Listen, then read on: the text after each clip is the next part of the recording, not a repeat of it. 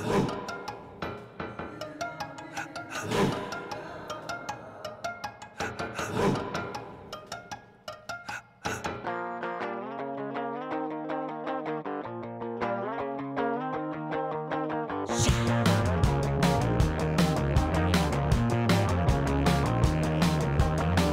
came to LA to make rock and roll. Along the way I had to sell my soul.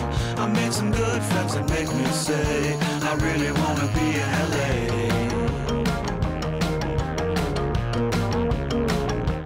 Hello and welcome to the Soho Review Bar. Firstly, I'm going to start off, was there any particular reason why you wanted a girls' night only, or is that a bit of a silly question? It's a perfectly silly question that is the best question you could possibly ask, because I could try to give you some scientific reason or some noble thing that I'm trying to destroy the glass ceiling, but I just wanted to get a bunch of girls in one room without their boyfriends, and I wanted the finest girls that the world had to offer, so naturally it had to be in London, darling. Ladies!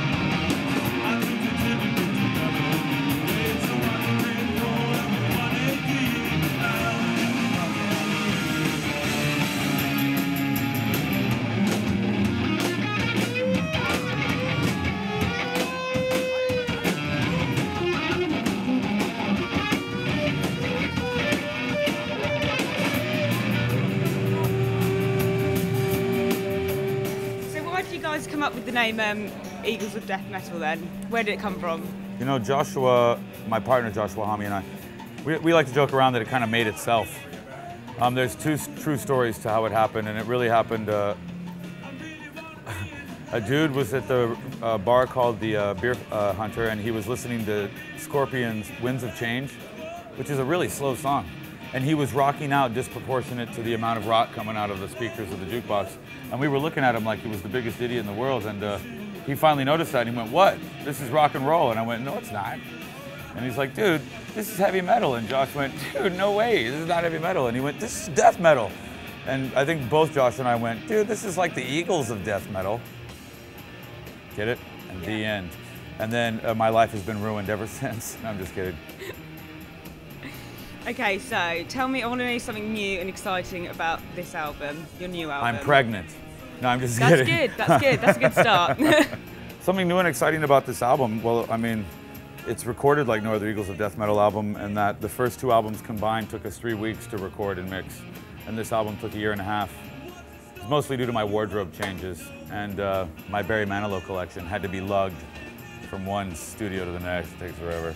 I was going to say, you guys have a really great style, and I was just wondering actually who you kind of look up to as a style icon, if Joan anyone. Jett, circa 1978. Ian Drury, circa 1978-79. That stuff's hot. I love the style of the gangsters in the 30s, the way they had the cropped suits that weren't too big in the sleeves. Yeah. I also like Chicano culture, like Latin, East LA, 1950s era, like lowrider culture. That's really kind of, it's a weird and like hodgepodge of cultures, but that's what happens in the desert where Joshua and I grew up, you know?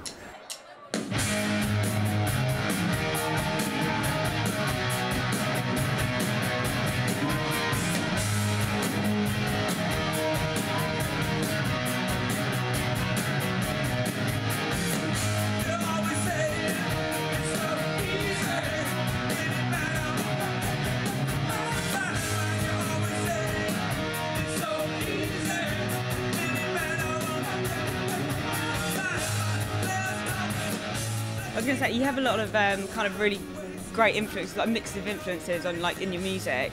Who would you say is kind of your biggest influences, and especially for this album? I'm a sadistic rapist when it comes to the Rolling Stones. That's clearly been what I've done to their finest songs. But I think this time we used Devo to sadistically rape the Rolling Stones, and maybe that was different. And because I don't suck as bad as I did on the first 2 records, I got to let my obsession with George Clinton and the Clones of Dr. Funkenstein album come out a little bit, like with High Voltage. You know, we really believe that there's nothing new under the sun, there's only good and bad. And when you kind of give that parameter, it allows it just to boil down to a sex beat. I want girls to be swinging in the right rhythm, you know. Okay, so did you find the writing process for this album any different from previous albums? And is there any tales to tell from the recording studios? Yeah, well, some of this album was recorded on, like, I write songs in a weird way. I just write it all at once, and then Joshua and I kind of evolved them. And because Joshua was allowed, by my lack of shittiness in terms of my technical abilities, to be participating more instead of, you know, limited, I got to use my songwriting to kind of fuck with people. Like Secret Plans is about the night that we first started recording the album, and all the wives and girlfriends were there, and the boys ran out of the drugs that they had been promising they weren't doing anymore. So we had to come up with a secret plan.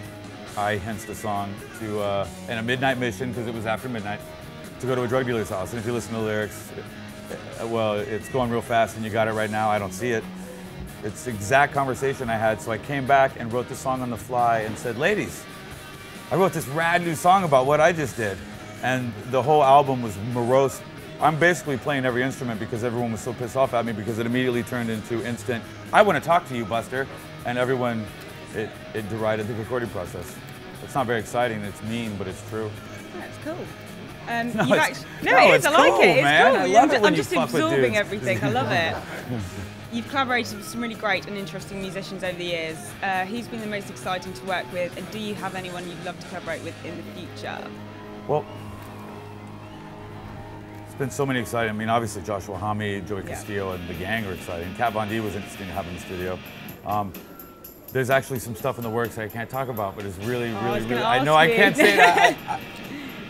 There is some really, really rad shit in the pipelines right now, and watching Joshua work with the Arctic Monkeys was amazing. That was unbelievable. Like, it's such a weird thing to see that collaboration unfold, because it doesn't seem like it should make sense, but man, what they produced in there was the sort of stuff that every artist that was in the area was like gravitating towards, trying to get into the studio to see what was going on. It was pretty cool.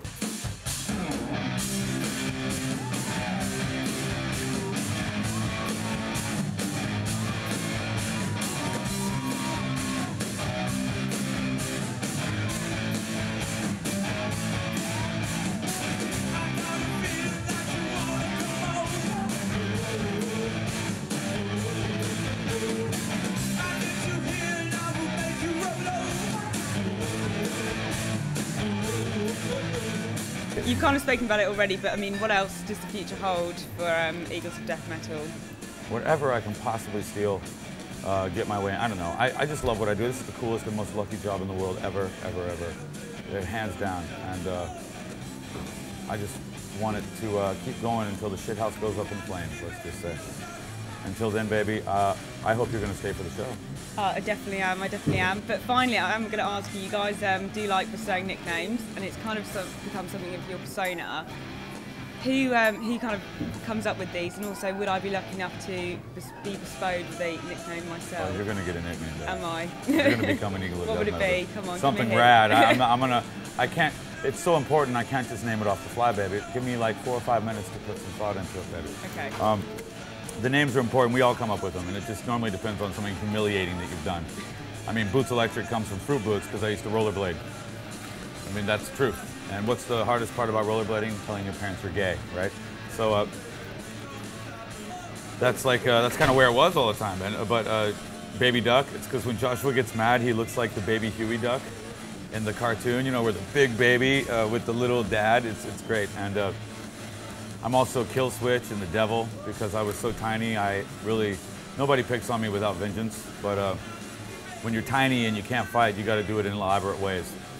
So, you know, a lot of mouse traps being set up for people. And Joshua nicknamed me when I was 13, you're the devil. That would help. Didn't get me laid or anything, but you know, that's what this night is for. All girls' night, exactly. Duh. It's ladies' night. Oh, what a night.